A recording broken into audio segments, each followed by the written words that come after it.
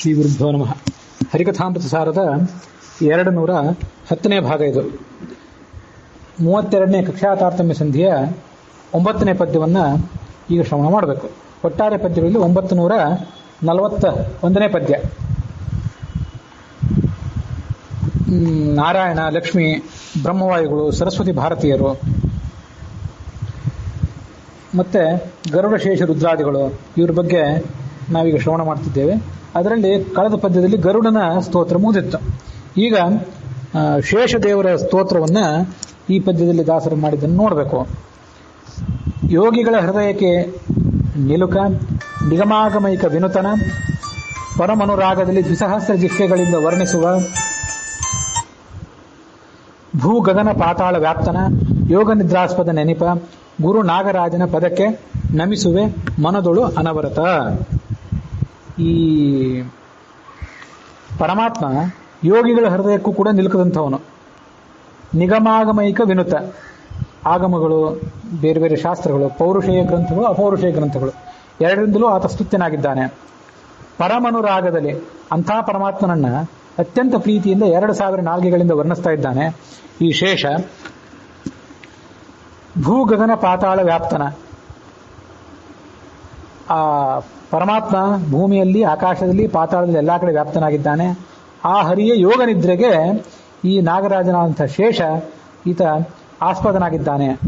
ಗುರು ನಾಗರಾಜನ ಪದಕ್ಕೆ ನಮಿಸುವೆ ಮನದೊಳು ಅನವರತ. ಆತ ನಾಗರಾಜ ಕೇವಲ ನಮಗೆ ಸಂತಾನ ಇತ್ಯಾದಿ ಕಾರಣಕ್ಕಾಗಿ ಮಾತ್ರ ಪೂಜ್ಯ ಅಲ್ಲ. ಗುರು ನಾಗರಾಜ ಇವರೆಲ್ಲರೂ ಕೂಡ ಮನಸ್ಸಿಗೆ, ವಿದ್ಯೆಗೆ, ವೇದಗಳಿಗೆ, ಶಾಸ್ತ್ರಗಳಿಗೆಲ್ಲರೂ ಕೂಡ ಇವರು ನಿಯಾಮಕರಾದ್ರಿಂದ ಆ ದೃಷ್ಟಿಯಿಂದ ಗುರುಗಳು ಅಂತ ಅವರನ್ನು ಪೂಜೆ ಮಾಡಬೇಕು. ಅವನನ್ನು ನನ್ನ ಮನಸ್ಸಿನಲ್ಲಿ ಅನವರತವಾಗಿ ಸ್ತೋತ್ರ ಮಾಡ್ತೇನೆ. ನಂದಿವಾಹನ ನಳಿನಿಧರ ಮೌಲೀಂದು ಶೇಖರ ಶಿವತ್ರಿಯಂಬಕ ಅಂಧಕಾಸುರ ಮಥನ ಗಜಶಾಜೂರ ಚರ್ಮಧರ ಮಂದಜಾಸನ ತನಯ ತ್ರಿಜಗದ್ವಂದ್ಯ ಶುದ್ಧ ಸ್ಫಟಿಕ ಸನ್ನಿಭ ವಂದಿಸುವೆನು ಅನವರತ ಪಾಲಿಸು ಪಾರ್ವತೀ ರಮಣ. ನಂದಿವಾಹನ, ಇವನು ನಂದಿಯನ್ನ ಏರಿ ಸಂಚಾರ ಮಾಡುವಂಥವನು ರುದ್ರ. ನಳಿನಿಧರ, ನಳಿನಿ ಅಂದರೆ ಗಂಗಾ ನದಿ, ಅದನ್ನು ತಲೆಯ ಮೇಲೆ ಧಾರಣೆ ಮಾಡಿದವನು. ಮೌಲೀಂದು ಶೇಖರ, ಚಂದ್ರನನ್ನು ತಲೆಯ ಮೇಲೆ ಧಾರಣೆ ಮಾಡಿದವನು. ಇದೇ ಮೌಲೀಂದು ಶೇಖರ ಅಂತಿದೆಯಲ್ಲ, ಮೌಲೀಂದು ಶೇಖರ ಅಥವಾ ಮೌಲೀಂದು ಶೇಖರ. ಮೌಲಿ ಅಂದರೆ ತಲೆ, ಅಲ್ಲಿ ಇಂದು ಅಂದರೆ ಚಂದ್ರ, ಅವನ ಒಂದು ತುಂಡು ಅಲ್ಲಿದೆ. ಶೇಖರ ಅಂದರೆ ಅಲಂಕಾರ ಅಂತ ಅರ್ಥ. ಹಾಗಾಗಿ ಚಂದ್ರಶೇಖರ ಅನ್ನೋ ಶಬ್ದಕ್ಕೂ ಇದೇ ಅರ್ಥ. ಉಡುಪಿಯಲ್ಲಿ ಅಥವಾ ಬೇರೆ ಕಡೆ ಚಂದ್ರಮೌಳೀಶ್ವರ ಅಂತ ಕೇಳಿರ್ತಾರೆ, ಅದನ್ನು ಚಂದ್ರಮೌಳೇಶ್ವರ ಅಂತಂತಾರೆ ಕೆಲವರು. ಅದು ಯಾಕೆ ತಪ್ಪು ಅಂತ ಅನ್ನೋ ದೃಷ್ಟಿಯಲ್ಲಿ ಈ ಸಂದರ್ಭ ಉಪಯೋಗ ಮಾಡ್ಕೊಂಡು ಅದನ್ನು ಹೇಳ್ತಿದ್ದೀನಿ. ಚಂದ್ರ ಮೌಳಿ ಈಶ್ವರ, ಮೌಳಿ ಅಂತ ಈಕಾರ ಅಂತ ಶಬ್ದ. ಅದಕ್ಕೆ ಈಶ್ವರ ಅಂತ ಮುಂದೆ ಇನ್ನೊಂದು ಈಕಾರ ಸೇರಿದಾಗ ಅದೆಲ್ಲ ಸವರ್ಣ ದೀರ್ಘ ಸಂಧಿಯಾಗಿ ಚಂದ್ರಮೌಳೀಶ್ವರ ಆಗಬೇಕು. ಅದು ಈಗ ರಾಮೇಶ್ವರ ಅಂತ ಬೇರೆ ಕಡೆ ಪ್ರಯೋಗ ಮಾಡ್ತಿರ್ತೀವಲ್ಲ, ಆ ಭ್ರಾಂತಿಯಿಂದ ಇಲ್ಲೂ ಕೂಡ ಗುಣಸಂಧಿಯಾಗಿ ಪ್ರಯೋಗ ಮಾಡಿ ಚಂದ್ರಮೌಳೇಶ್ವರ ಅಂತಿರ್ತಾರೆ. ಇಂಥ ಕೆಲವು ಭ್ರಾಂತಿಗಳಿಂದ ತಪ್ಪು ಶಬ್ದಗಳನ್ನು ಉಚ್ಚಾರ ಮಾಡೋ ಸಾಧ್ಯತೆ ಇರ್ತದೆ. ಈ ಮೌಳೀಂದು ಶೇಖರ, ಅದೇ ಥರ ಚಂದ್ರಮೌಳೀಶ್ವರ. ಶಿವ ಅತ್ಯಂತ ಮಂಗಳಕರ. ತ್ರಿಯಂಬಕ, 3 ಕಣ್ಣಿದ್ದವನು, ಚಂದ್ರ ಸೂರ್ಯಾಗ್ನಿ ನೇತ್ರ ಅಂತ ಕರೀತಾರೆ ಅವನನ್ನ. ಅಂಧಕಾಸುರ ಅನ್ನೋ ರಾಕ್ಷಸನ ಮಥನ ಮಾಡಿದವನು. ಗಜ ಅನ್ನುವ ರಾಕ್ಷಸನನ್ನ ಮತ್ತು ಶಾರ್ದೂಲ ಅನ್ನುವ ರಾಕ್ಷಸನನ್ನ ಸಂಹಾರ ಮಾಡಿದವನು. ಆ ಸಂಹಾರ ಮಾಡಿ ಅದರ ಚರ್ಮ ಉಟ್ಟವನು. ಮಂದಜಾಸನ ತನಯ, ಮಂದಜ ಅಂದ್ರೆ ಕಮಲ, ಅದರ ಆಸನ ಕಮಲಾಸನ, ಅವನ ಪುತ್ರನೇ ಈ ಚತುರ್ಮುಖ. ತ್ರಿಜಗದ್ವಂದ್ಯ, 3 ಲೋಕದಿಂದ ವಂದ್ಯನಾಗಿದ್ದಾನೆ. ಶುದ್ಧ ಸ್ಫಟಿಕದಂತೆ ಸ್ವಚ್ಛವಾದ ವರ್ಣವುಳ್ಳವನಾಗಿದ್ದಾನೆ. ವಂದಿಸುವೆನು ಅನವರತ ಪಾಲಿಸು ಪಾರ್ವತೀ ರಮಣ. ಪಾರ್ವತಿಗೆ ನೀನು ರಮಣನಾಗಿದ್ದಿ, ನಮಗೆ ನೀನು ಸತತವಾಗಿ ನಮ್ಮನ್ನ ಕಾಪಾಡಬೇಕು. ಫಣಿಫಣಾಂಚಿತ ಮುಕುಟರಂಜಿತ ಕೊಣಿತ ಡಮರ ತ್ರಿಶೂಲ ಶಿಖಿ ದಿನಮಣಿ ನಿಶಾಕರ ನೇತ್ರ ಪರಮ ಪವಿತ್ರ ಸುಚರಿತ್ರ ಪ್ರಣತ ಕಾಮದ ಪ್ರಮಥ ಸುರಮುನಿ ಗಣ ಸುರ ಪೂಜಿತ ಚರಣಯುಗ ರಾವಣ ಮದಭಂಜನ ಸತತ ಮಾಂ ಪಾಹಿ ಮಹದೇವ. ಫಣಿ ಅಂದ್ರೆ ಹಾವು, ಆ ಹಾವಿನ ಫಣ ಅಂದ್ರೆ ಹೆಡೆ, ಅದರಿಂದ ಅಂಚಿತ ಅಂದ್ರೆ ಅಲಂಕೃತವಾದಂಥದ್ದು. ಅಲಂಕೃತವಾದಂತಹ ಮುಕುಟ ಅಂದ್ರೆ ಕಿರೀಟ, ಆ ಕಿರೀಟದಿಂದ ರಂಜಿತನಾದವನು, ಆ ಕಿರೀಟದ ಶೋಭೆಯನ್ನ ಪಡ್ಕೊಂಡಂಥವನು. ಕೊಣಿತ ಡಮರ ತ್ರಿಶೂಲ, ಕೊಣಿತ ಅಂತಂದ್ರೆ ಶಬ್ದ ಮಾಡ್ತಿರುವಂಥದ್ದು ಅಂತ ಅರ್ಥ. ಅಂಥ ಡಮರನ್ನು ಅವನು ನುಡಿಸ್ತಾ ಇದ್ದಾನೆ. ಆ ಡಮರ ಮತ್ತು ತ್ರಿಶೂಲ ಇವೆರಡನ್ನು ಕೂಡ ಆತ ಕೈಯಲ್ಲಿ ಧಾರಣೆ ಮಾಡಿದ್ದಾನೆ.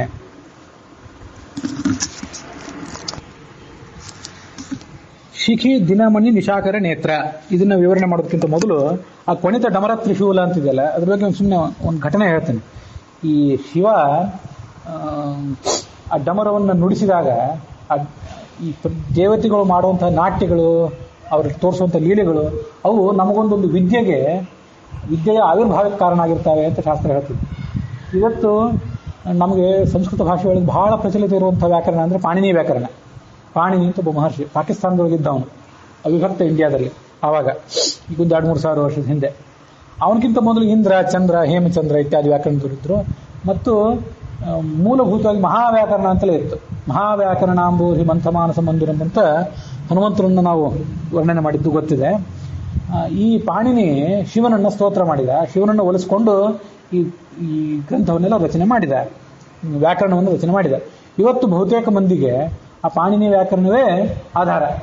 ಆಚಾರ್ಯರೊಬ್ಬರು ತಮ್ಮ ಗ್ರಂಥಗಳಲ್ಲಿ ಪಾಣಿನಿ ವ್ಯಾಕರಣದ ನಿಯಮಗಳನ್ನು ಮುರಿದು ನನಗೆ ಈ ವ್ಯಾಕರಣ ಮುಖ್ಯ ಅಲ್ಲ, ಯಾಕಂದ್ರೆ ಪಾಣಿನಿ ನಿಮಗೆ ಋಷಿ ಇರಬಹುದು, ನನಗೆ ಅವನ ಋಷಿ ಅಲ್ಲ, ಇಂಥದ್ದೆಷ್ಟೋ ಜನ ಋಷಿಗಳಿಗೆ ನಾನು ಗುರು ಅಂತ ತೋರಿಸಿ ಅವರು ಪಾಣಿನಿ ವ್ಯಾಕರಣವನ್ನು ಮುರಿದರು. ಇಂಥದ್ದೊಂದು ವೈಶಿಷ್ಟ್ಯ ಗೊತ್ತಿರಬೇಕು.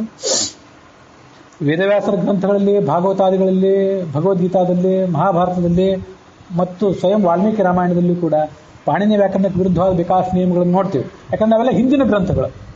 ಪಾಣಿನಿ ಆಮೇಲೆ ಬಂದು ಭಾಷೆಗೊಂದು ಚೌಕಟ್ಟು ಹಾಕಿದ. ಅವನಕ್ಕಿಂತ ಹಿಂದಿನ ಕೆಲವು ಗ್ರಂಥಗಳು ಅವನ ನಿಯಮಕ್ಕನುಸಾರವಾಗಿ ಏನಿಲ್ಲ, ಅದು ಒಂದು ವಿಷಯ. ಕೊಣಿತ ಡಮರ ತ್ರಿಶೂಲ ಅಂತ ಯಾಕೆ ನೆನಪು ಬಂತು ಅಂದರೆ, ಪಾಣಿನಿ ಆ ಶಿವನನ್ನು ಒಲಿಸ್ಕೊಂಡಾಗ ಆ ಶಿವ ಅವನ ಎದುರಿಗೆ ನಿಂತು ತಾಂಡವ ನೃತ್ಯ ಮಾಡಿದ.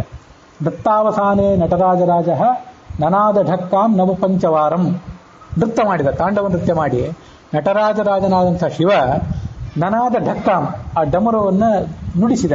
ಎಷ್ಟು ಬಾರಿ? ನವ ಪಂಚವಾರಂ, 9 + 5 14 ಬಾರಿ ಅದನ್ನು ನುಡಿಸಿದ. ಹೀಗೆ ಆವಾಗ ಆ 14 ಬಾರಿ ನುಡಿಸಿದಾಗ ಆ ಶಬ್ದವನ್ನು ಕೇಳಿ ಪಾಣಿನಿಗೆ ಒಂದು ಪ್ರಭಾವ, ಒಂದು ಸ್ಫೂರ್ತಿ ಬಂತು. 14 ಸೂತ್ರಗಳನ್ನು ರಚನೆ ಮಾಡಿದ. 14 ಸೂತ್ರಗಳನ್ನು ರಚನೆ ಮಾಡಿ ಅದನ್ನು ಮುಂದೆ ವ್ಯಾಕರಣಕ್ಕೊಂದು ತಳಹದಿಯನ್ನಾಗಿ ಮಾಡಿದ. ಆ ಸೂತ್ರಗಳನ್ನು ಇವತ್ತು ಕೂಡ ಓದಿದರೆ ಅದು ಆ ಡಮರುವಿನ ಶಬ್ದ ಇದ್ದಂತೆ ಕೇಳಿ ಬರ್ತದೆ. ಐವುಣ್ ಋಕ್ ಏವೋಂಗ್ ಅಯೌಚ್ ಹಯವರಟ್ ಲಣ ಜಮಗಣನಂ ಜಬೈ ಗಡದಶ್ ಜಬಗಡದಶ್ ಹಯವರಟ್ ಕಫಯ ಶಶಸರ್ ಹಲ್. ನಾನು ನಡುವೆ ಎಲ್ಲರೂ ತಪ್ಪಿರ್ಬೋದು, ನನಗೆ ಅವೆಲ್ಲ ಅಷ್ಟು ತಲೆಯಲ್ಲಿಲ್ಲ ಈಗ. ಅದನ್ನು ಇನ್ನೂ ವೇಗವಾಗಿ ನಾವೇನು ಅಂದರೆ, ಅದು ಆ ಡಮರು ನುಡಿಸಿದ ಶಬ್ದ. ಅದು ಆ ಡಮರು ನುಡಿಸಿದ ಶಬ್ದ ಕೇಳಿ ಇವನಿಗೆ ಆ ಸೂತ್ರಗಳನ್ನು ರಚನೆ ಮಾಡಲಿಕ್ಕೆ ಒಂದು ಸ್ಫೂರ್ತಿ ಸಿಕ್ತು. ಮುಂದೆ ಪಾಣಿನಿ ವ್ಯಾಕರಣ ರಚನೆ ಮಾಡಿದ ಅಂತ ಹೇಳ್ತಾರೆ. ಅಂತೂ ದೇವಾನುದೇವತೆಗಳು ಅದನ್ನೆಲ್ಲ ತೋರಿಸೋದೇನಿದೆ ಅಂತ ಒಂದು ಮಹತ್ವದ ದೃಷ್ಟಿ ಇಟ್ಕೊಂಡು ತೋರಿಸಿರ್ತಾರೆ ಅಂತ ತಿಳ್ಕೊಳ್ಬೇಕು.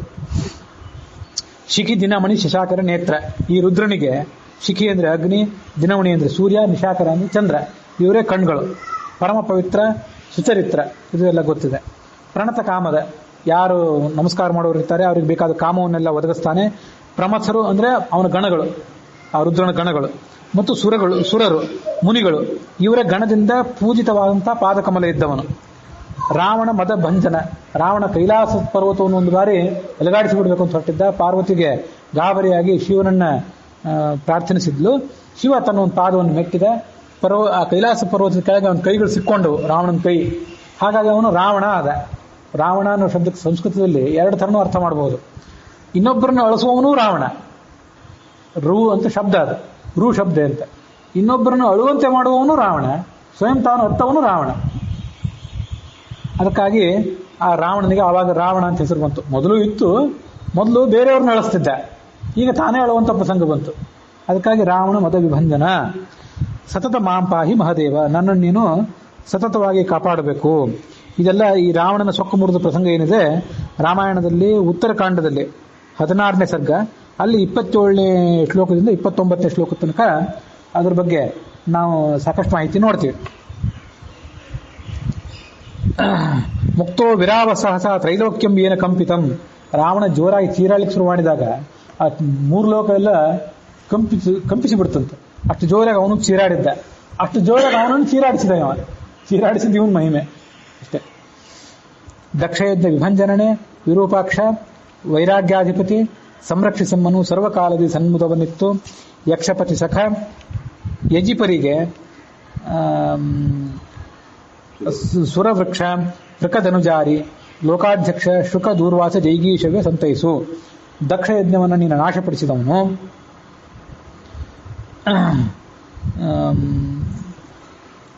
ಮತ್ತು ವಿರೂಪಾಕ್ಷ, ವಿಚಿತ್ರವಾದಂಥ ಲೋಕದ ದೃಷ್ಟಿಗೆ ನೀನು ವಿಚಿತ್ರವಾದ ಕಣ್ಣುಗಳಿದ್ದವನು, ವೈರಾಗ್ಯಕ್ಕೆ ಅಧಿಪತಿ.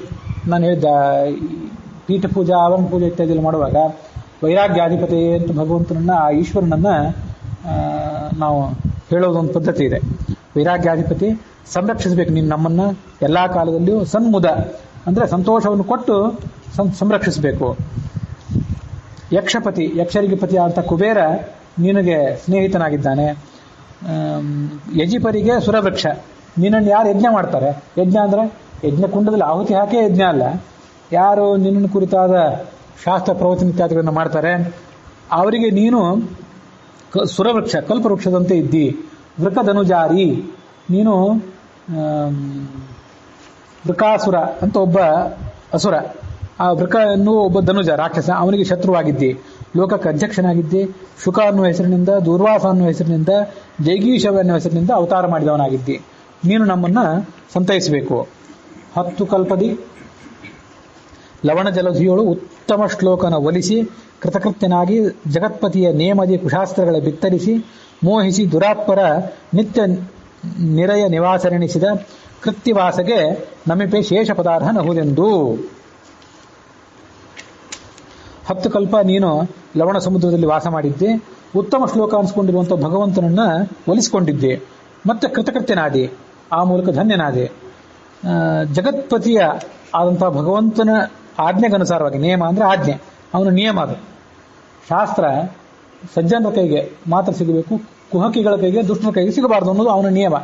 ಅದಕ್ಕನುಸಾರವಾಗಿ ದುಷ್ಟ ಶಾಸ್ತ್ರವನ್ನು ನೀನು ರಚನೆ ಮಾಡಿದೆ, ಬಿತ್ತರಿಸಿ ಮೋಹಿಸಿ, ಯಾರನ್ನ, ದುರಾತ್ಮನನ್ನು ಮೋಹಿಸಿದೆ. ಅವರಿಗೆ ನಿತ್ಯ ನರಯ, ನಿತ್ಯ ಶಾಶ್ವತ ನರಕವನ್ನು ನೀನು ಕೊಟ್ಟು ಬಿಟ್ಟಿ. ಅಂಥ ಕೃತ್ಯವಾಸನೆ, ಚರ್ಮವನ್ನು ಉಟ್ಟುಕೊಂಡು ಬಂದಂಥ ಶಿವನೇ ನಿನಗೆ ನಮಿಸ್ತೇನೆ. ಏನಂತ, ನೀನು ಶೇಷ ಪದಕ್ಕೆ ಯೋಗ್ಯನಾಗಿದ್ದಿ ಅಂತ ನಮಿಸ್ತೇನೆ. ತ್ವಂಚ ರುದ್ರ ಮಹಾಬಾಹೋ ಮೋಹಶಾಸ್ತ್ರಾಣಿ ಕಾರಯ ಅತಥ್ಯಾನಿ ವಿತಥ್ಯಾನಿ ದರ್ಶಯಸ್ವ ಮಹಾಭುಜ ಪ್ರಕಾಶಂ ಕುರು ಚಾತ್ಮಾನಂ ಅಪ್ರಕಾಶಂ ಚ ಮಾಂ ಕುರು ಅಂತ ವರಾಹ ಪುರಾಣದ ಮಾತು. ಅದನ್ನು ಆಚಾರ್ಯರು ತಾತ್ಪರ್ಯ 1ನೇ ಅಧ್ಯಾಯದ 48-49 ಶ್ಲೋಕಗಳಲ್ಲಿ ಉದಾಹರಿಸಿದ್ದಾರೆ. ಅದನ್ನು ದಾಸರು ಈ 13ನೇ ಪದ್ಯದಲ್ಲಿ ತಗೊಂಡಿದ್ದಾರೆ. ಕಂಬುಪಾಣಿಯ ಪರಮ ಪ್ರೇಮ ನಿತಂಬಿಯರಿಣಿ ಎಂದೆನಿಪ ಲಕ್ಷಣ ಜಾಂಬವತಿ ಕಾಳಿಂದಿ ನೀಲ ಭದ್ರ ಸಖವಿಂದರೆಂಬ ಷಣ್ಮಹಿಷಿಯರ ದಿವ್ಯ ಪದಾಂಬುಜಗಳಿಗೆ ನಮಿಪೆ ಮಮ ಹೃದಯಾಂಬರದಲ್ಲಿ ನೆಲೆಸಲಿ ಬಿಡದೆ ತಮ್ಮ ರಸ ಮಡಗೂಡಿ. ಈ ಕಂಬುಪಾಣಿ ಅಂದ್ರೆ ಶಂಖವನ್ನು ಕೈಯಲ್ಲಿ ಇಟ್ಕೊಂಡಿರುವಂತಹ ಪರಮಾತ್ಮ, ಅವನ ಪ್ರೇಮ ನಿತಂಬಿನಿಯರು ಇವರು. ಯಾರು? ಈ 6 ಜನ ಷಣ್ಮಹಿಷಿಯರು. ಅದರಲ್ಲಿ ಸಖವಿಂದ, ಲಕ್ಷಣ ಜಾಂಬವತಿ ಅಂದ್ರೆ ಅವಳೇ ರೋಹಿಣಿ, ಕಾಳಿಂದಿ ಅಂದ್ರೆ ಗೊತ್ತಾಗ್ತದೆ, ನೀಲಾ ಅಂದ್ರೆ ಗೊತ್ತಾಗ್ತದೆ, ಭದ್ರಾ ಗೊತ್ತು. ಸಖವಿಂದ, ಸುಖವಿಂದ ಅಲ್ಲ, ಮಿತ್ರವಿಂದ ಅನ್ನೋದನ್ನೇ ಸಖವಿಂದ ಅಂತ ತಗೊಂಡಿದ್ದಾರೆ ಅಷ್ಟೇ. ಈ ಷಣ್ಮಹಿಷಿಯರ ಪಾದಕಮಲಗಳಿಗೆ ನಮಸ್ಕಾರ ಮಾಡ್ತೇನೆ. ಅವರು ನಮ್ಮ ಹೃದಯ ಕಮಲದಲ್ಲಿ ಯಾವತ್ತೂ ಕೂಡ ನೆಲೆಸಿಕೊಂಡಿರಲಿ. ತಮ್ಮ ಅರಸನಾದಂಥ ಪರಮಾತ್ಮನ ಜೊತೆಗೂಡಿ ಆ ಪರಂತಪನ್ ಒಲುಮೆಯಿಂದ, ಕೆಲವು ಕಡೆ ಒಲಿಮೆ ಅಂತಿದೆ, ಒಲುಮೆ ಅಂತನೂ ಕೆಲವು ಕಡೆ ಪಾಠ ಇದೆ, ಅದು ಯೋಗ್ಯ ಅಂತ ನನಗನ್ನಿಸ್ತದೆ. ಆ ಪರಂತಪನ್ ಒಲುಮೆಯಿಂದ ಸದಾಪರೋಕ್ಷಿಗಳೆನಿಸಿ ಭಗವದ್ರೂಪ ಗುಣಗಳ ಮಹಿಮೆ ಸ್ವಪತಿಗಳ ಆನನದಿ ತಿಳಿವ ಸೌಪರಣಿ ವಾರುಣಿ ನಗಾತ್ಮಜರ ಆಪನಿತು ಬಣ್ಣಿಸುವೆ ಎನ್ನ ಮಹಾಪರಾಧಗಳ ಎಣಿಸದೀಯಲ್ಲಿ ಪರಮ ಮಂಗಳವ. ನಿತ್ಯ ನಾವು 100 ಅಪರಾಧ ಮಾಡ್ತಾನೆ ಇರ್ತೇವೆ, ಒಂದೊಂದು ಅಪರಾಧ ಅಲ್ಲ. ಅದರಲ್ಲೂ ಉಮಾ ವಾಗಾತ್ಮಿಕ, ಈ ಸೌಪರ್ಣಿ ವಾರುಣಿ ಪಾರ್ವತಿ ಇವರೆಲ್ಲ ವಾಕ್ಕಿಗೆ, ಮನಸ್ಸಿಗೆ ಅಭಿಮಾನಿನಿಯರು. ಅಂಥವ್ರನ್ನ ನಾವು ಮಹಾಪರಾಧ ನಮ್ಮದು ಏನು ಅಂದ್ರೆ ಇವ್ರನ್ನ ಬೇಕಾಬಿಟ್ಟೆ ಟೀಕೆ ಮಾಡಿ ಇವ್ರನ್ನ ಅಂದುಕೊಂಡು ಆಡಿದ್ದು, ಇಂಥವು ನಮ್ಮ ಮಹಾಪರಾಧಗಳು. ಇದನ್ನೆಲ್ಲ ಅವರು ಎಣಿಸ್ತಾ ಕೂತ್ಕೊಂಡ್ರೆ ಅಷ್ಟು ತಪ್ಪು ಮಾಡಿದ್ದೆ ಯಾವತ್ತು, ನಿನ್ನ ಯಾಕೆ ನಾವು ರಕ್ಷಣೆ ಮಾಡಬೇಕು ಅಂತ ಅವ್ರು ಏನಾದ್ರು ಲೆಕ್ಕ ಹಾಕ್ತಾ ಕೂತ್ರೆ ನಮ್ಮಂಥವ್ರ ಗತಿ ಏನು? ಅದಕ್ಕಾಗಿ ನಮ್ಮ ಮಹಾಪರಾಧಗಳನ್ನು ಎಣಿಸದೆ ನಮಗೆ ಪರಮ ಮಂಗಳವನ್ನು ಕೊಡಬೇಕು ಅವರು. ಅವರೆಂಥವ್ರು? ಪರಂತಪನ ಒಲುಮೆಯಿಂದ, ಪರಂತಪ ಅಂದ್ರೆ ಶತ್ರುಗಳನ್ನು ನಾಶಪಡಿಸ್ತಕ್ಕಂಥ ಪರಮಾತ್ಮ, ಅವನ ಒಲುಮೆಯಿಂದ ಸದಾ ಅಪರೋಕ್ಷಗಳು ಅಂತ ಅನಿಸ್ಕೊಂಡಿದ್ದಾರೆ ಈ ದೇವತೆಗಳೆಲ್ಲ. ಭಗವದ್ರೂಪಗಳ ಗುಣಗಳ ಮಹಿಮೆಯನ್ನ ತಮ್ಮ ತಮ್ಮ ಗಂಡಂದ್ರ ಮೂಲಕ ತಿಳ್ಕೊಂಡಿದ್ದಾರೆ. ಆನನಿಗೆ ತಿಳಿವ ಸೌಪರ್ಣಿ, ವಾರುಣಿ ಮತ್ತು ನಗಾತ್ಮಜ. ನಗ ಅಂದ್ರೆ ಸಂಚಾರ ಮಾಡುವಂಥದ್ದು, ನಗ ಅಂದ್ರೆ ಸಂಚಾರ ಮಾಡಲಿಕ್ಕೆ ಸಾಧ್ಯ ಆಗದೆ ಇರುವಂತಹ ಪರ್ವತ. ಆ ಪರ್ವತದ ಮಗಳು ಪಾರ್ವತಿ. ಆ ಪಾರ್ವತಿ ಮೊದಲಾದವರನ್ನು ಆಪನಿತು ಬಣ್ಣಿಸುವೆ. ಶಕ್ತಿಗನುಸಾರವಾಗಿ ಅವರನ್ನು ನಾನು ಸ್ತೋತ್ರ ಮಾಡ್ತೇನೆ. ನನ್ನ ಮಹಾಪರಾಧಗಳನ್ನು ಎಣಿಸದೆ ನನಗೆ ಪರಮಮಂಗಳವನ್ನು ಕೊಡಬೇಕು. ಪರಮಮಂಗಳ ಅಂದ್ರೆ ಪರಮಾತ್ಮನನ್ನು ನಿತ್ಯ ಸ್ತೋತ್ರ ಮಾಡುವಂಥ ಒಂದು ಅವಕಾಶ ಮತ್ತು ಅವರಿವರನ್ನು ನಿಂದನೆ ಮಾಡದೇ ಇರುವಂತಹ ಒಂದು ಸದ್ಬುದ್ಧಿ, ಇದನ್ನು ಅವರು ಕೊಡಬೇಕು.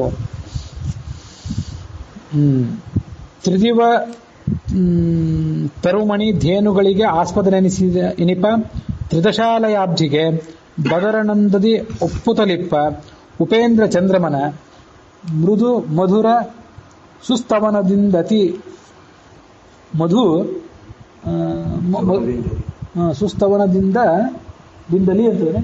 ದಿಂದಲಿ ಇಲ್ಲಿ ಕೆಲವು ಕಡೆ ದಿಂದ ಅತಿ ಅಂತಿದೆ. ಇಲ್ಲಿ ದಿಂದತಿ ಮಧು ಸಮಯ ಪಿಕನಂತೆ ಪಾಡುವ ಮುದಿರ ವಾಹನನ ಅಂಗ್ರಿ ಯುಗ್ಮಗಳಿಗೆ ನಮಿಸುವೆನು.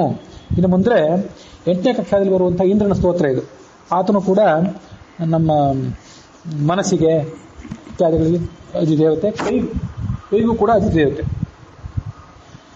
ತ್ರಿದಿವ ತರು ಮತ್ತು ಮಣಿ ಧೇನುಗಳಿಗೆ ಆಸ್ಪದ. ಈ ಇಂದ್ರ ಯಾವ್ಯಾವ ವಸ್ತುಗಳಿಗೆ ಒಡೆಯ ಅಂದ್ರೆ ತ್ರಿದಿವತರು. ತ್ರಿದಿವ ಅಂದ್ರೆ ಸ್ವರ್ಗ, ತ್ರಿದಶಾಲಯ ಅಂತ ಸ್ವರ್ಗ. ಆ ಸ್ವರ್ಗದ ತರು ಅಂದ್ರೆ ಕಲ್ಪವೃಕ್ಷ, ಸ್ವರ್ಗದ ಮಣಿ ಅಂದ್ರೆ ಚಿಂತಾಮಣಿ, ಸ್ವರ್ಗದ ಧೇನು ಅಂದ್ರೆ ಕಾಮಧೇನು. ಇವುಗಳಿಗೆಲ್ಲ ಅದಕ್ಕೆ ಇವು ಮೂರಕ್ಕೂ ಆತ ಆಸ್ಪದ ಅಂದ್ರೆ ರಾಜ. ಆಸ್ಪದ ಅಂತ ಕರ್ಸ್ಕೊಂಡಿರುವಂತ ತ್ರಿದಶಾಲಯಾಬ್ಧಿಗೆ ಬದರನಂದದಿ ಒಪ್ಪುತಲಿಪ್ಪ. ತ್ರಿದಶರು ಅಂದ್ರೆ ದೇವತೆಗಳು, ತ್ರಿದಶಾಭಿಬುಧಾಸುರಾಹ ಅಂತ ಅಮರಕೋಶ. ಆ ದೇವತೆಗಳ ಆಲಯ ಅಂದ್ರೆ ದೇವಲೋಕ. ಅದೇ ಒಂದು ಸಮುದ್ರ ಇದ್ದಂತೆ. ಅದಕ್ಕೆ ಈತ ಬದರನಂದದಿ ಒಪ್ಪುತಲಿಪ್ಪ, ಚಂದ್ರನಂತೆ ಈತ ಶೋಭಾದಾಯಕನಾಗಿದ್ದಾನೆ. ಆ ಚಂದ್ರ ಅಂತ ಯಾಕೆ ವರ್ಣನೆ ಮಾಡ್ತಾರೆ ಅಂದ್ರೆ ಚಂದ್ರ ಬಂದ ಕೂಡಲೇ ಸಮುದ್ರ ಉಕ್ತದಲ್ಲ, ಹಾಗೆ ದೇವಲೋಕ ಇಂದ್ರ ಇದ್ರೆ ಅದಕ್ಕೆ ಶೋಭೆ, ಇಂದ್ರ ಇಲ್ಲದೆ ಅದಕ್ಕೆ ಶೋಭೆ ಇಲ್ಲ. ಆ ದೃಷ್ಟಿಯಿಂದ ಹೇಳಿದ್ರಷ್ಟೆ. ಬದರನಂದದಿ ಒಪ್ಪುತಲಿಪ್ಪ ಉಪೇಂದ್ರ ಚಂದ್ರಮನ. ಉಪೇಂದ್ರ ಅನ್ನುವ ನಾನು ಸ್ವಲ್ಪ ತಪ್ಪು ಹೇಳಿದೆ. ಆ ದೇವಲೋಕ ಅನ್ನುವಂಥ ಸಮುದ್ರಕ್ಕೆ ಚಂದ್ರ ಯಾರು? ಇಂದ್ರ ಅಲ್ಲ. ಇಂದ್ರ ಅಂತ ಹೇಳಿಬಿಟ್ಟೆ ನಾನು, ತಪ್ಪು ಮೊದಲು ಓದಿದ್ದೆ, ಹೇಳುವಾಗ ತಪ್ಪು ಹೇಳಿದೆ. ಇಂದ್ರ ಚಂದ್ರ ಅಲ್ಲ, ಉಪೇಂದ್ರ ಚಂದ್ರ. ಇಂದ್ರನ ತಮ್ಮನಾದಂತಹ ವಾಮನ ರೂಪಿಯಾದ ಉಪೇಂದ್ರ ಇದ್ದಾನಲ್ಲ ಭಗವಂತ, ಅವನು ಚಂದ್ರ. ಅವನು ಇಲ್ಲದೆ ಇದ್ರೆ ಈ ದೇವಲೋಕಕ್ಕೇನು ಶೋಭೆ ಇಲ್ಲ. ಆ ಉಪೇಂದ್ರನನ್ನ ಈ ಇಂದ್ರ ಸ್ತೋತ್ರ ಮಾಡ್ತಾ ಇದ್ದಾನೆ ಯಾವಾಗಲೂ ಕೂಡ. ಹೇಗೆ ಸ್ತೋತ್ರ ಮಾಡ್ತಿದ್ದಾನೆ ಅಂತಂದ್ರೆ ಮೃದು ಮಧುರ ಸ್ತವನದಿಂದ, ಅತ್ಯಂತ ಮೃದುವಾಗಿ ಅತ್ಯಂತ ಮಧುರವಾದ ಅರ್ಥಗರ್ಭಿತವಾದ ಸ್ತೋತ್ರದಿಂದ ಸ್ತೋತ್ರ ಮಾಡ್ತಿದ್ದಾನೆ. ಹೇಗೆ? ಎಷ್ಟು ಚೆನ್ನಾಗಿದೆ. ಮಧು ಸಮಯ ಪಿಕನಂತೆ ಪಾಡುವ. ಮಧು ಅಂದ್ರೆ ಚೈತ್ರ ಮಾಸ, ಚೈತ್ರ ಮಾಸದ ಪಿಕ ಕೋಗಿಲೆ ಅಂತ ಈತ ಇಂದ್ರ ಹಾಡ್ತಾ ಇದ್ದಾನೆ. ಮುದಿರ ವಾಹನ, ಮುದಿರ ಅಂದ್ರೆ ಮೋಡ. ಆ ಮೋಡವೇ ವಾಹನವಾಗಿ ಉಳ್ಳಂಥ ಇಂದ್ರ, ಅವನ ಪಾದ ಕಮಲಗಳಿಗೆ ನಾನು ನಮಸ್ಕಾರ ಮಾಡ್ತೀನಿ ಅಂತ ಸ್ತೋತ್ರ. ತ್ರಿದಶಾಲಯಾಬ್ಧಿಗೆ ಬದರನಂದದಲ್ಲಿ ಒಪ್ಪುತಲಿಪ್ಪ. ವಾಮನ ರೂಪಿಯಾದ ಭಗವಂತನನ್ನ ಆ ದೇವತೆಗಳ ಲೋಕಕ್ಕೆ ಚಂದ್ರ ಅಂತ ದಾಸರು ಇಲ್ಲಿ ವರ್ಣನೆ ಮಾಡಿದ್ದಾರೆ. ಅಂಥ ಭಗವಂತನನ್ನು ಇಂದ್ರ ಸ್ತೋತ್ರ ಮಾಡ್ತಿದ್ದಾನೆ. ಇದು ವಿಷಯ.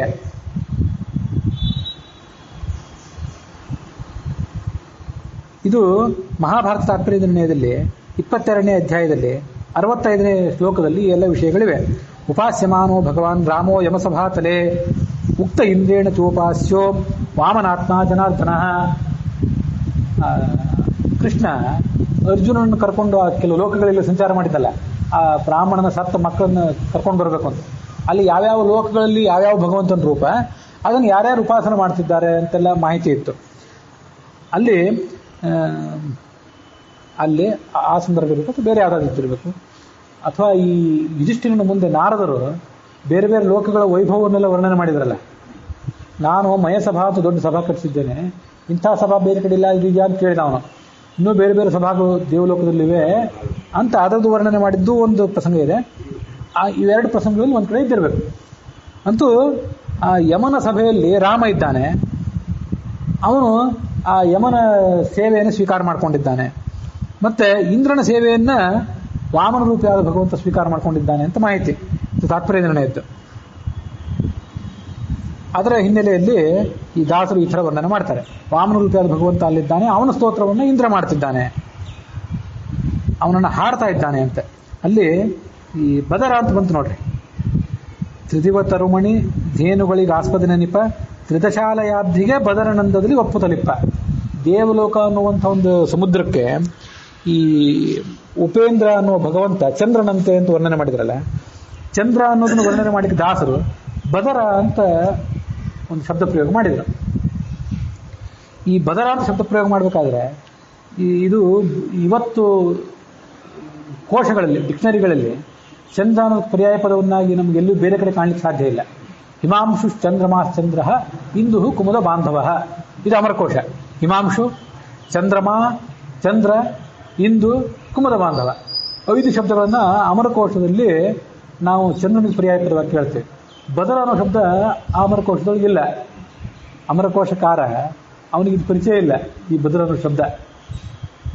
ಇದ್ರ ಮೂಲಕ ಏನು ಹೇಳಲಿಕ್ಕೆ ನಾವು ಹೊರಟಿವಿ ಅಂದರೆ, ಬದರ ಅನ್ನೋ ಶಬ್ದವನ್ನು ಆಚಾರ್ಯರು ತಾತ್ಪರ್ಯ ನಿರ್ಣಯದಲ್ಲಿ ಪ್ರಯೋಗ ಮಾಡಿದ್ದಾರೆ. ಆಚಾರ್ಯ ಪ್ರಯೋಗವನ್ನು ಓದಬಲ್ಲವರಿಗೆ ಆ ಶಬ್ದ ಗೊತ್ತಿರ್ತದೆ, ಅದು ಬಿಟ್ಟರೆ ಬೇರೆಯವರಿಗೆ ಆ ಶಬ್ದವೇ ಗೊತ್ತಿಲ್ಲ. ಇನ್ನೊಂದು ಗೊತ್ತಿರೋ ಸಾಧ್ಯತೆ ಇದೆ. ಯಾರಿಗೆ ಅಂತಂದ್ರೆ, ಉರ್ದು ಕವಿತೆಗಳನ್ನ, ಪರ್ಷಿಯನ್ ಕವಿತೆಗಳನ್ನ ಯಾರಿಗೆ ಓದಿ ಗೊತ್ತಿರ್ತದೆ ಅವ್ರಿಗೊಂದು ಬದರ್ ಅಂತ ಗೊತ್ತಿರ್ತದೆ. ನೀವೆಲ್ಲರೂ ಹಳೆಯ ಹಾಡಿನಲ್ಲಿ ಬದರ್ ಅಂತ ಶಬ್ದ ಕೇಳಿರ್ತೀರಿ. ಅದು ಗೊತ್ತಿದ್ರೆ ಬದರ ದೇಶ ಈ ಮುಖ ಚಂದ್ರನಂತ ಮುಖ ಅಂತ ಅಲ್ಲೆಲ್ಲ ಅದು ಕೇಳಿದ್ರೆ ನನಗೆ ಅದನ್ನ ಕೇಳಿ ನೆನಪಿದೆ. ಇವತ್ತು ಹೇಳಲಿಕ್ಕೆ ಆ ಸಾಲುಗಳು ನೆನಪಿಲ್ಲ. ಅಂತೂ ಬದರ್ ಅನ್ನೋದನ್ನು ಪರ್ಷಿಯನ್ ಭಾಷೆಯಲ್ಲಿ, ಉರ್ದು ಭಾಷೆಯಲ್ಲಿ ಕೇಳಿರ್ತೀರಿ. ಅದು ಅಲ್ಲಿ ಹೋಗಿದ್ದು ಸಂಸ್ಕೃತದಿಂದ, ಅಲ್ಲಿ ಹೋಯಿತು, ಇಲ್ಲಿ ಹಾಳಾಗಿ ಹೋಯಿತು, ಇಲ್ಲಿ ಉಳಿಲೇ ಇಲ್ಲ. ಅದು ಆಚಾರ್ಯರು ಅದನ್ನು ಹೇಳಿದರು. ಭಾಗವತ ತಾತ್ಪರ್ಯದಲ್ಲಿ 10ನೇ ಅಧ್ಯಾಯದಲ್ಲಿ 33ನೇ ಶ್ಲೋಕದಲ್ಲಿ, 33ನೇ ಅಧ್ಯಾಯದಲ್ಲಿ 24ನೇ ಶ್ಲೋಕದಲ್ಲಿ ಮಾನವ ಬದರ ಸಿಂಧು ಶಶಿನಸ್ತು ತ್ರಿನಾಮಕಂ. ಚಂದ್ರನಿಗೆ 3 ಹೆಸರು: ಮಾನವ, ಬದರ, ಸಿಂಧು. ಈ ಹೆಸರುಗಳನ್ನ ಯಾರು ತಿಳ್ಕೋತಾರೆ? ಯೋವೇದ ಮುಚ್ಯತೆಯ ರೋಗೈ ವಿಷ್ಣು ನಾಮನೇವ ಸಂಸ್ಕೃತೇ. ಈ ಚಂದ್ರನ 3 ನಾಮಗಳು ತಿಳ್ಕೊಂಡು ಉಪಾಸನೆ ಮಾಡಿದವರು ರೋಗ ಕಳ್ಕೋತಾರೆ ಅಂತ ಆಚಾರ್ಯರು ಸ್ಕಂದ ಪುರಾಣದಲ್ಲಿ ಬಂದ ಮಾತನ್ನ ಭಾಗವತ ತಾತ್ಪರ್ಯದಲ್ಲಿ ಉಲ್ಲೇಖ ಮಾಡಿ ಭಾಗವತದ ಯಾವುದೋ ಒಂದು ಶಬ್ದಕ್ಕೆ ಅರ್ಥ ವಿವರಣೆ ಮಾಡ್ತಾರೆ. ಅದನ್ನು ಓದಿದವರಿಗೆ ಬದರ ಅನ್ನೋ ಶಬ್ದವನ್ನು ಪ್ರಯೋಗ ಮಾಡಲಿಕ್ಕೆ ಸಾಧ್ಯ ಮತ್ತು ಪ್ರಯೋಗ ಮಾಡಿದ್ದನ್ನು ತಿಳ್ಕೊಳ್ಳಿಕ್ಕೂ ಅವ್ರಿಗೆ ಸಾಧ್ಯ. ಉಳಿದವರಿಗೆ ಆ ಬದರ ಅನ್ನೋ ಬೇರೆ ಕೇವಲ ಸಂಸ್ಕೃತ ಭಾಷೆಯನ್ನು ಓದಿದವರಿಗೆ, ಅಮರಕೋಶ ಓದಿ ಪಾಣಿನಿ ವ್ಯಾಕರಣವನ್ನು ಓದಿ ಸಂಸ್ಕೃತ ಓದೋರಿಗೆ ಆಚಾರ್ಯರ ಶೈಲಿ ಅರ್ಥವೇ ಆಗೋದಿಲ್ಲ. ಬದರ ಅನ್ನೋ ಶಬ್ದವನ್ನು ದಾಸರು ಪ್ರಯೋಗ ಮಾಡಿದ್ದು ನೋಡಿದರೆ ಭಾಗವತ ತಾತ್ಪರ್ಯ 10ನೇ ಸ್ಕಂದದಲ್ಲಿ ಇದ್ದುದನ್ನು ದಾಸರು ಗಮನದಲ್ಲಿಟ್ಕೊಂಡು ಈ ಪ್ರಯೋಗ ಮಾಡಿದ್ದಾರೆ ಅಂತ ತಿಳ್ಕೊಳ್ಬೇಕು. ಅಂತೂ ದೇವತೆಗಳ ಲೋಕ ಅನ್ನುವಂಥ ಒಂದು ಸಮುದ್ರ, ಅದಕ್ಕೆ ಚಂದ್ರನಂತೆ ಇರುವಂಥವನು ಉಪೇಂದ್ರ. ಆ ಉಪೇಂದ್ರ ಅನ್ನುವ ಚಂದ್ರನಿಗೆ ನಮಸ್ಕಾರ, ಚಂದ್ರನನ್ನ ಹಾಡ್ತಾ ಇದ್ದಾನೆ. ಯಾರು? ಇಂದ್ರ. ಇಲ್ಲಿ ಮತ್ತೆ ಚಂದ್ರ ಅಂತ ಬಂತಲ್ಲ. ಮೊದಲು ಬದರ ಅಂದ್ರೆ ಚಂದ್ರ, ಇಲ್ಲಿ 2ನೇ ಚಂದ್ರ ಅಂದ್ರೆ ಉಪೇಂದ್ರ ಚಂದ್ರಮ. ಇಲ್ಲಿ ಚಂದ್ರ ಅಂದ್ರೆ ಈ ಚಂದ್ರನ ತಗೊಳ್ಳೋದು ಬೇಡ, ಇಲ್ಲಿ ಮೂನ್ ಬೇಡ. ಇಲ್ಲಿ ಮೊದಲು ಬದರ ಅಂದ್ರೆ ಮೂನ್ ಆಯ್ತು. ಇಲ್ಲಿ ಉಪೇಂದ್ರ ಚಂದ್ರ ಅಂತಂದ್ರೆ ಉಪೇಂದ್ರ ಅನ್ನುವಂಥ ಒಬ್ಬ ಆಹ್ಲಾದಕ ಗುಣ ಇದ್ದಂಥ ಚಂದ್ರ, ಆಹ್ಲಾದಕ ಗುಣವುಳ್ಳಂಥ ದೇವತೆ ಅಂತ ಅರ್ಥ. ಕನ್ನಡದಲ್ಲಿ ಛಂದ ಅಂತೀವಲ್ಲ, ಚಂದ ಅವೆಲ್ಲ ಚದಿರ ಆಹ್ಲಾದ ಅಂತ ಸಂಸ್ಕೃತದಲ್ಲಿ ಮೂಲ ಶಬ್ದ. ಸಂತೋಷ ಕೊಡುವನಾದ್ರಿಂದಲೇ ಅವನು ಚಂದ್ರ. ಅದು ಕನ್ನಡದಲ್ಲಿ ಆ ರವನ್ನು ಕಳ್ಕೊಂಡು ಉಳಿತು ಚಂದ ಅಂತ ಹೇಳಿ. ಅದೇ ಸಂಸ್ಕೃತದಲ್ಲಿ ಚಾಂದ, ಈ ಹಿಂದಿಯಲ್ಲಿ ಚಾಂದ ಆಯ್ತು. ಹೀಗೆ ಉಪೇಂದ್ರ ಚಂದ್ರಮ ಅಂತಂದ್ರೆ ಸಂತೋಷವನ್ನು ಕೊಡುವಂಥ ಉಪೇಂದ್ರ ಅನ್ನುವ ಭಗವಂತನ ರೂಪ ಏನಿದೆ ಅದು ದೇವತೆಗಳ ಲೋಕ ಅನ್ನುವ ಕ್ಷೀರಸಾಗರಕ್ಕೆ ಚಂದ್ರ ಇದ್ದಂತೆ. ಇಲ್ಲದೇ ಇದ್ರೆ ಒಂದ್ ಕಡೆ ಬದರ ಮತ್ತೊಂದು ಕಡೆ ಚಂದ್ರ ಅಂತ 2 ಬಂದಲ್ಲಿ ಪುನರುಕ್ತಿ ಆಗಿಬಿಡ್ತದೆ, ಅರ್ಥ ಬದಲಾಯಿಸಬೇಕು. ಆ ಭಗವಂತನನ್ನ ಮೃದು ಮಧುರ ಸ್ತವನದಿಂದ ಸ್ತೋತ್ರ ಮಾಡ್ತಿದ್ದಾನೆ. ಮಧು ಅಂದ್ರೆ ಚೈತ್ರ ಮಾಸ, ವಸಂತ ಕಾಲ. ಚೈತ್ರ ಮಾಸ ಅಲ್ಲ, ವಸಂತ ಋತು. ಆ ವಸಂತ ಋತುವಿನ ಪಿಕದಂತೆ ಹಾಡ್ತಾ ಇದ್ದಾನೆ ಈ ಇಂದ್ರ. ಇದನ್ನ ನೋಡಿದ್ರೆ ನನಗೆ ಒಂದು ಶ್ಲೋಕ ನೆನಪಿಗೆ ಬರ್ತದೆ. ಅದೆಲ್ಲಿ ಅಂದ್ರೆ ಭಾಗವತದಲ್ಲಿಲ್ಲ, ಭಾಗವತಕ್ಕಿಂತ ಮುಂಚೆ ಭಾಗವತ ಮಹಾತ್ಮೆ ಓದ್ತೇವೆ. ಮೊದಲು ಹರಿವಂಶ ಮಹಾತ್ಮೆ ನೋಡಿದ್ವಲ್ಲ, ಹಾಗೆ ಅದು ಪದ್ಮ ಪುರಾಣದಲ್ಲಿ ಭಾಗವತ ಮಹಾತ್ಮೆ ಇದೆ. ಅಲ್ಲಿ 64ನೇ ಶ್ಲೋಕದಲ್ಲಿ 64ನೇ ಅಧ್ಯಾಯದಲ್ಲಿ 86ನೇ ಶ್ಲೋಕ ಬಂದಿದೆ. ಯಾಕೆ ನೆನಪಿಗೆ ಬರ್ತಿದೆ ಅಂದರೆ, ಇಂದ್ರ ದೇವರಾಜ ಇನ್ನೊಬ್ಬರ ಸಂಗೀತ ಕಚೇರಿಯನ್ನು, ಇನ್ನೊಬ್ಬರ ನರ್ತನವನ್ನು ನೋಡಿ ಆಸ್ವಾದಿಸಬೇಕಾದವನು. ಅವನು ಇವತ್ತು ತಾನೇ ಹಾಡ್ತಿದ್ದಾನೆ. ದೇವರಾಜ ತಾನೇ ನಡೆಸಿಕೊಟ್ಟಂಥ ಒಂದು ಸಂಗೀತ ಕಚೇರಿ ಇದು. ಉಳಿದು ಯಾರೋ ಬೇರೆಯವ್ರನ್ನ ಕುರಿತು ಹಾಡೋದಾದ್ರೆ ನೀವು ಹಾಡ್ರಿ, ಪರಮಾತ್ಮನ ಕುರಿತು ಹಾಡೋದಾದ್ರೆ ನಾನೇ ಹಾಡ್ತೇನೆ, ನಿಮ್ಮ ಹಾಡು ಬೇಡ ಅಂತ ಅನಿಸಿದ್ದಿರ್ಬೇಕು ಅವನಿಗೆ. ಅದೇನು ಆ ಶ್ಲೋಕ ಅಂದರೆ, ಪ್ರಹ್ಲಾದಸ್ಥಾಲಧಾರಿ ತರಳಗತಿತಯ ಚೋದ್ಧವ ಕಾಂಸ್ಯಧಾರಿ ವೀಣಾಧಾರಿ ಸುರರ್ಷಿ ಸ್ವರಕುಶಲತೆಯ ರಾಗಕರ್ತಾರ್ಜುನೋಭೂತ್ ಇಂದ್ರೋ ವಾದೀನ್ ಮೃದಂಗಂ ಜಯ ಜಯ ಸುಕರಾಹ ಕೀರ್ತನೇತೆ ಕುಮಾರಾಹ ಯತ್ರಾಗ್ರೇ ಭಾವವಕ್ತ ಸರಸ ರಚನೆಯ ವ್ಯಾಸಪುತ್ರೋ ಬಭೂವ ಅಂತ ಒಂದು ಶ್ಲೋಕ. ಈಗಾಗಲೇ ಹೇಳಿದಂತೆ ಭಾಗವತ ಮಹಾತ್ಮ್ಯ ಪದ್ಮಪುರಾಣದಲ್ಲಿ ಬಂದದ್ದು. ಅಲ್ಲಿ 6ನೇ ಅಧ್ಯಾಯದಲ್ಲಿ ಬಂದದ್ದು 64ನೇ ಅಧ್ಯಾಯ ಇಲ್ಲ 6ನೇ ಅಧ್ಯಾಯ, ಅಲ್ಲಿ 86ನೇ ಶ್ಲೋಕ. ಅದೊಂದು ಸಂಗೀತ ಕಚೇರಿದು ವರ್ಣನೆ. ಅದೇನು ಸಂಗೀತ ಕಚೇರಿ ಅಂದರೆ ಹರಿಕೀರ್ತನ. ಅದು ಅದರಲ್ಲಿ ಯಾರ್ಯಾರು ಏನೇನು ಮಾಡಿದ್ರು, ವೀಣೆ ಯಾರು ನುಡಿಸಿದ್ರು, ಮೃದಂಗ ಯಾರು ನುಡಿಸಿದ್ರು, ತಾಳ ಯಾರು ಹಾಕಿದ್ರು. ಪ್ರಹ್ಲಾದ ತಾಳಧಾರಿ ಗೊತ್ತಾಗ್ಬಿಡ್ತು, ತಾಳ ನುಡಿಸ್ತಾ ಇದ್ದವನು ಪ್ರಹ್ಲಾದ. ತರಳಗತಿತಯ ಉದ್ಧವ ಕಾಂಸ್ಯಧಾರಿ. ಅಲ್ಲಿ ನೋಡ್ರಿ, ಗಮನಿಸ್ಬೇಕು, ಕಂಚಿನ ತಾಳ ನುಡಿಸಿದವನು ಉದ್ಧವ. ಪ್ರಹ್ಲಾದ ಕೇವಲ ತಾಳ ಹಾಕಿದೆ. ತಾಳ ಅಂದ್ರೆ ಕೈ ಮೂಲಕ ಅದು ತಾಳದ ಗತಿಯನ್ನು ತೋರಿಸಿದ ಪ್ರಹ್ಲಾದ. ಇವನು ಕಂಚಿನ ತಾಮ್ರ, ಕಾಂಸ್ಯನು ಕಂಚು, ಅದನ್ನು ನುಡಿಸಿದವನು ಉದ್ಧವ. ತರಳಗತಿತಯ ಚೋದ್ಧವ ಕಾಂಸ್ಯಧಾರಿ ವೀಣಾಧಾರಿ ಸುರಋಷಿ ಆದಂಥ ನಾರದ ವೀಣೆ ನುಡಿಸಿದ. ದೊಡ್ಡ ಸಂಗೀತ ಕಚೇರಿ, ಎಲ್ಲರೂ ಬೇಕಲ್ಲ, ಬೇರೆ ಬೇರೆ ನುಡಿಸೋರು. ವೀಣಾಧಾರಿ ಸುರರ್ಷಿ ಸ್ವರ ಕುಶಲತೆಯ ರಾಗಕರ್ತಾರ್ಜುನೋಭೂತ್. ನಾರದರು ವೀಣೆ ನುಡಿಸಿದ ಮೇಲೆ ಆ ಸ್ವರಜ್ಞಾನದಲ್ಲಿ ಕುಶಲನಾದಂಥ ಅರ್ಜುನ ರಾಗಾಲಾಪನೆ ಮಾಡಿದ. ಅರ್ಜುನ ಯಾವಾಗ ನುಡಿಸಿದ? ಅರ್ಜುನ ಹೋಗಿದ್ದವನು, ಅದು ಮುಂದೆ ಬರ್ತದೆ ಮಹಾಭಾರತದಲ್ಲಿ. ದೇವಲೋಕಕ್ಕೆ ಅರ್ಜುನ ಹೋಗಿದ್ದಾವಾಗ, ಮತ್ತೆ ಸಂಗೀತ ಕಚೇರಿ ನಡೆದಿದ್ದ ಯಾವಾಗ? ಪಾಶುಪತಾಸ್ತ್ರ ತಗೊಂಡು ಬರಬೇಕು ಅಂತ ಅಲ್ಲಿ ಹೋಗಿದ್ನಲ್ಲ, ಪಾಶುಪತಾಸ್ತ್ರ ತಗೊಂಡ್ಮೇಲೆ ಮತ್ತೆ ಇಂದ್ರಲೋಕಕ್ಕೆ ಹೋಗಿದ್ದ. ಅಲ್ಲಿ ಚಿತ್ರರಥ ಅನ್ನೋ ಗಂಧರ್ವನ ಕಡೆಯಿಂದ ಇವನು ಸಂಗೀತ ಕಚೇರಿ ಸಂಗೀತವನ್ನೆಲ್ಲ ಕಲ್ತಾ ಅಂತಿದೆ. ಆ ಸಂದರ್ಭ ತಿಳ್ಕೋಬೇಕಷ್ಟೆ.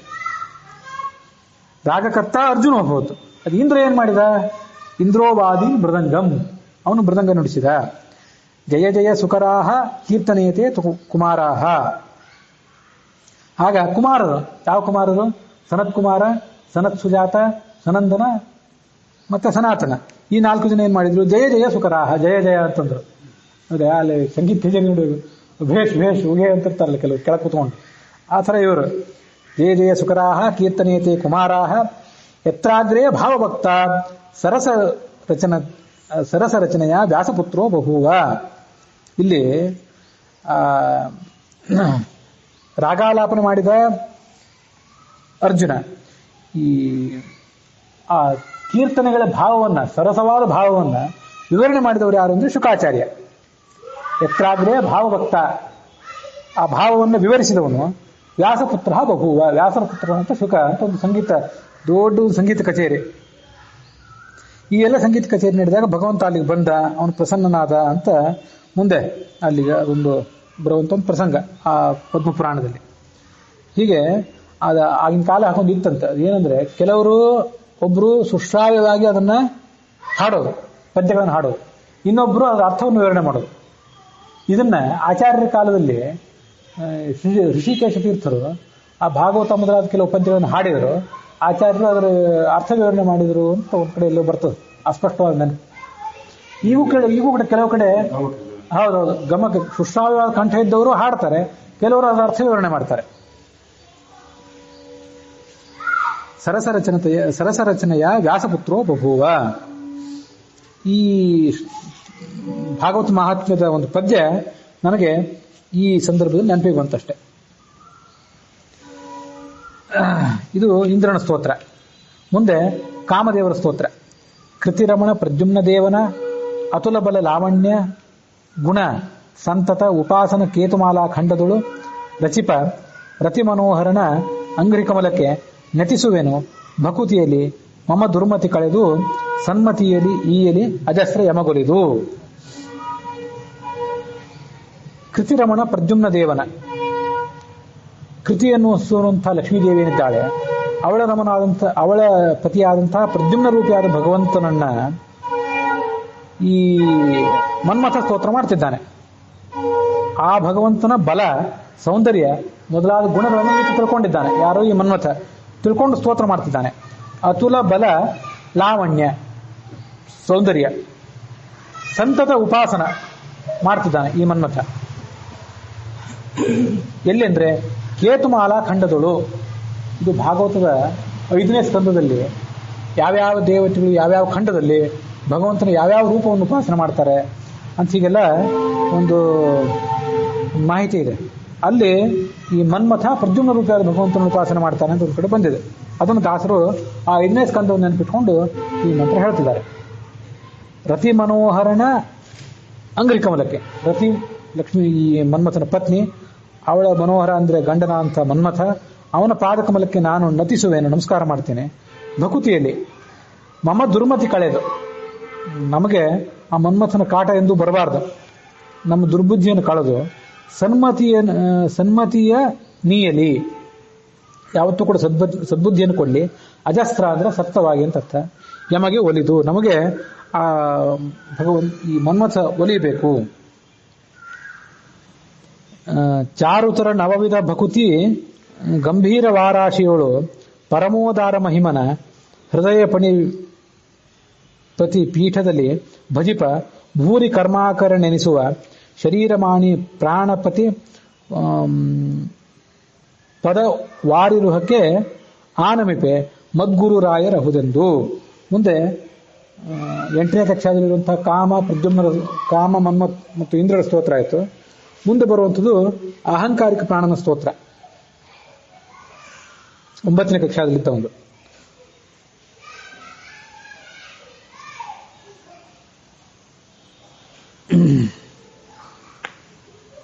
ಈ ಚಾರುತರ ನವವಿಧ ಭಕುತಿ, ಚಾರುತರ ಅಂದ್ರೆ ಅತ್ಯಂತ ಸುಂದರವಾದದ್ದು. ಆ ನವವಿಧ ಭಕುತಿ 9 ರೀತಿಯಾದ ಭಕ್ತಿಗಳು. ಆ ಭಕ್ತಿ ಅನ್ನುವಂಥದ್ದೊಂದು ಗಂಭೀರ ವಾರಾಶಿ. ವಾರಾಶಿ ಅಂದ್ರೆ ಸಮುದ್ರ ಅಂತ ಅರ್ಥ. ವಾರ ಅಂದ್ರೆ ನೀರು, ಆ ನೀರಿನ ರಾಶಿ ಸಮುದ್ರ. ಭಕ್ತಿ ಅನ್ನೋದೇ ಒಂದು ದೊಡ್ಡ ಸಮುದ್ರ. ಆ ಸಮುದ್ರದಲ್ಲಿ ಈತ ಮುಳುಗಿದ್ದಾನೆ. ಯಾರು? ಈ ಅಹಂಕಾರಿಕ ಪ್ರಾಣ. ಸಮುದ್ರದಲ್ಲಿ ಮಗ್ನನಾಗಿ ಅಂತ ತಿಳ್ಕೊಳ್ಬೇಕು ನಾವೇ. ಪರಮಶ್ರೇಷ್ಠವಾದ ಮಹಿಮೆಯನ್ನು ಹೊಂದಿರುವಂತಹ ಆ ಭಗವಂತನನ್ನ ತನ್ನ ಹೃದಯ ಅನ್ನುವಂಥ ಪೀಠದಲ್ಲಿ, ನಾಗಪೀಠದಲ್ಲಿ ಭಗವಂತ ಶೇಷಶಾಹಿಯಾಗಿ ಕೂತ್ಕೊಂಡಿರ್ತಾನಲ್ಲ, ಈ ಭಕ್ತಿ ಅನ್ನುವಂಥದ್ದೇ ಒಂದು ಸಮುದ್ರ. ಆ ಸಮುದ್ರದಲ್ಲಿ ಈ ಅಹಂಕಾರಿಕ ಪ್ರಾಣನ ಹೃದಯ ಅಂತ ಅನ್ನೋದೇ ಒಂದು ಪೀಠ, ನಾಗಪೀಠ. ಆ ಪೀಠದಲ್ಲಿ ಕೂಡಿಸ್ಕೊಂಡು ಇದು ಸ್ತೋತ್ರ ಮಾಡ್ತಿದ್ದಾನೆ. ಪರಮೋದಾರ ಮಹಿಮನ ಹೃದಯ ಫಣಿಪತಿ ಪೀಠ. ಫಣಿಪತಿ ಅಂದ್ರೆ ಶೇಷ, ಅದೇ ನಾಗಪೀಠ. ಅದರಲ್ಲಿ ಭಜಿಪ ಭೂರಿ ಕರ್ಮಾಕರ ನೆನೆಸುವ. ಈ ಅಹಂಕಾರಿಕ ಪ್ರಾಣನ ಅನುಗ್ರಹ ನಮಗಾದ್ರೆ ಹೆಚ್ಚಿನ ಸತ್ಕರ್ಮಗಳನ್ನು ನಮ್ಮ ಕಡೆಯಿಂದ ಮಾಡಿಸ್ತಾನೆ. ಅದಕ್ಕಾಗಿ ಭೂರಿ ಕರ್ಮಾಕರ, ಭೂರಿ ಅಂದ್ರೆ ಹೆಚ್ಚಿಂದು ಅಂತ ಕರ್ಮಗಳಿಗೆ ಆತ ಆಕರ ಅಂದ್ರೆ ಆಶ್ರಯನಾಗಿದ್ದಾನೆ. ನೆನೆಸುವ ಶರೀರಮಾನಿ ಪ್ರಾಣಪತಿ, ಶರೀರಕ್ಕೆ ಅಭಿಮಾನಿ ದೇವತೆಯಾದವನು ಅಹಂಕಾರಿಕ ಪ್ರಾಣ, ಅವನ ಪಾದಕಮಲಗಳಿಗೆ ನಾನು ನಮಸ್ಕಾರ ಮಾಡ್ತೇನೆ. ಏನಂತ? ಮದ್ಗುರು ರಾಯರಹುದೆಂದು, ಇವರೆಲ್ಲ ನಮ್ಮ ಗುರುಗಳಾಗಿದ್ದಾರೆ ಅಂತ ಸ್ತೋತ್ರ ಮಾಡ್ತೇನೆ. ನಮಗೆ ಈ ಬೇರೆ ಬೇರೆ ಎಲ್ಲ ಸಂದರ್ಭದಲ್ಲಿ ಇಂದ್ರಂದು, ಯಾಕಂದ್ರೆ ಇಂದ್ರನ ಅವತಾರ ಅದು ಕೆಲವರು ಯಾರೋ ಇರ್ತಾರೆ, ಯಾರೋ ಯತಿಗಳು ಮತ್ತಿಂಥವ್ರು, ಗಣಪತಿ ಉದವ್ರದೆಲ್ಲ ಸ್ತೋತ್ರ ಮಾಡ್ತಿರ್ತೀವಿ. ಅಹಂಕಾರಿಕ ವಾಯು ಪ್ರಾಣಂದು, ಪ್ರವಾಹ ವಾಯುವಿಂದು ಅಂಥವ್ರದೆಲ್ಲ ಸ್ತೋತ್ರ ಮಾಡುವಂಥ ಪ್ರಸಂಗ ಬರೋದು ಕಡಿಮೆ. ಮನ್ಮಥಂದಾದ್ರೂ ಸ್ತೋತ್ರ ಬರ್ಬೋದು ಎಲ್ಲಾದ್ರೂ ಒಂದೊಂದು ಕಡೆ. ಅಂಥವು ಕೆಲವು ಅಪರೂಪದ ಸ್ತೋತ್ರಗಳು. ವಸ್ತುತಃ ಇವರೆಲ್ಲರದು ಅನುಗ್ರಹ ಬೇಕು ಮುಕ್ತಿಗೆ ಹೋಗಲಿಕ್ಕೆ. ಅತಃ ಸ್ವಬಿಂಬದ್ವಾರ ಇವ ಪರಮಾತ್ಮ ಪ್ರದರ್ಶನಂ, ಹಿಂದೊಂದು ಬಾರಿ ಹೇಳಿದ್ದೆ. ನಾವು ನಮ್ಮ ಗುರುಗಳು, ಅವ್ರ ಗುರುಗಳು, ಹೀಗೆ ಅವರೆಲ್ಲ ಪರಂಪರೆಯ ಮೂಲಕನೇ ನಮಗೆ ಪರಮಾತ್ಮನ ಒಂದು ಜ್ಞಾನ ಆಗಬೇಕು. ವಿತತ ಮಹಿಮನ ವಿಶ್ವತೋಮುಖನ ಅತುಲ ಭುಜ ಬಲ ಕಲ್ಪತರು ವಾಶ್ರಿತರೆಣಿಸಿ ಸಕಲೇಷ್ಟ ಪಡೆದು ಅನುದಿನ ಮೋದಿಸುವ ರತಿ ಸ್ವಯಂಭುವ ದಕ್ಷ ವಾಚಸ್ಪತಿ ಬಿಡೌಜನ ಮಡದಿ ಶಚಿ ಮನ್ಮಥ ಕುಮಾರ ಅನಿರುದ್ಧರು ಯಮಗೀಯಲಿ ಸುಮಂಗಳವ. ವಿತತ ಮಹಿಮ, ವಿತತ ಅಂದ್ರೆ ವ್ಯಾಪ್ತವಾಗುತ್ತೆ, ಎಲ್ಲಾ ಕಡೆ ವ್ಯಾಪಿಸಿಕೊಂಡಿರುವಂತಹ ಮಹಿಮಾ ಇದ್ದವನು ಭಗವಂತ. ಆ ಭಗವಂತನ ಮತ್ತು ವಿತತ ಮಹಿಮಾ ಅಂತ ಭಗವಂತನಿಗೆ ವಿಶೇಷಣ, ವಿಶ್ವತೋಮುಖ ಅಂತ ಕೂಡ ಅವನಿಗೆ ವಿಶೇಷಣ. ವಿಶ್ವತಶ್ಚಕ್ಷುರುತ ವಿಶ್ವತೋಮುಖೋ ಅಂತ ಅವನಿಗೆ ವಿಶೇಷಣ ಭಗವಂತನಿಗೆ. ಅತುಲ ಭುಜ ಬಲ ಕಲ್ಪ, ಆ ಪರಮಾತ್ಮನ ತೋಳ್ಬಲ ಅನ್ನುವಂಥ ಕಲ್ಪವೃಕ್ಷವನ್ನು ಆಶ್ರಯಿಸಿಕೊಂಡಿದ್ದಾರೆ ಇವರೆಲ್ಲ. ಪರಮಾತ್ಮನ ಭುಜ ಅನ್ನೋದೊಂದು ಕಲ್ಪವೃಕ್ಷ ಇದ್ದಂಥದ್ದು. ಅದನ್ನು ಆಶ್ರಯಿಸಿಕೊಂಡು ತಮಗೆ ಬೇಕಾದಂಥ ಎಲ್ಲ ಅಪೇಕ್ಷೆಗಳನ್ನು ಇವರು ಪಡ್ಕೊಂಡಿದ್ದಾರೆ, ಈ ಎಲ್ಲ ದೇವತೆಗಳು. ಅತುಲ ಭುಜ ಬಲ ಕಲ್ಪತರು ಆಶ್ರಿತರೆಣಿಸಿ, ಆಶ್ರಿತರು ಅನಿಸ್ಕೊಂಡು ಸಕಲೇಷ್ಟಗಳನ್ನು ಕೂಡ ಪಡ್ಕೊಂಡಿದ್ದಾರೆ. ಪಡ್ಕೊಂಡು ಅನುದಿನ ಮೋದಿಸ್ತಾ ಇದ್ದಾರೆ, ಪ್ರತಿನಿತ್ಯ ಸಂತುಷ್ಟ ಚಿತ್ತರಾಗಿದ್ದಾರೆ. ಯಾರ್ಯಾರು? ಮನ್ಮಥನ ಪತ್ನಿ ರತಿ, ಸ್ವಯಂಭೂಮನು, ದಕ್ಷ ಪ್ರಜಾಪತಿ, ವಾಚಸ್ಪತಿ ಅಂದ್ರೆ ಬೃಹಸ್ಪತಿ, ಮತ್ತೆ ಬಿಡೌಜ ಅಂದ್ರೆ ಇಂದ್ರ. ಬಿಡೌಜ ಪಾಕಶಾಸನ ಅಂತ ಇಂದ್ರನಿಗೆ ಹೆಸರು. ಅವನ ಮಡದಿಯಾದಂಥ ಶಚೀದೇವಿ, ಮಡದಿ ಶಚಿ, ಮನ್ಮಥನ ಕುಮಾರನ ಅಂತ ಅನಿರುದ್ಧ. ಇವರೆಲ್ಲ ಈ ಕಕ್ಷಾದಲ್ಲಿದ್ದಾರೆ, 10ನೇ ಕಕ್ಷಾದಲ್ಲಿ. ಇವರು ಯಮಗೆ ಈಯಲ್ಲಿ ಸುಮಂಗಳವ, ಅತ್ಯಂತ ಮಂಗಳವನ್ನು ನಮಗೆ ಇವರು ಕೊಡಬೇಕು ಅನ್ನುವಲ್ಲಿಗೆ ಈ ಕಕ್ಷಾತಾರತಮ್ಯ ಸಂಧಿ 32ನೇ ಸಂಧಿ, ಆದರೆ 19ನೇ ಪದ್ಯ. ಒಟ್ಟಾರೆ ಪದ್ಯಗಳಲ್ಲಿ 951ನೇ ಪದ್ಯ ಅದು ಇಲ್ಲಿಗೆ ಸಮಾಪ್ತಿಯನ್ನು ಕಂಡಿದೆ.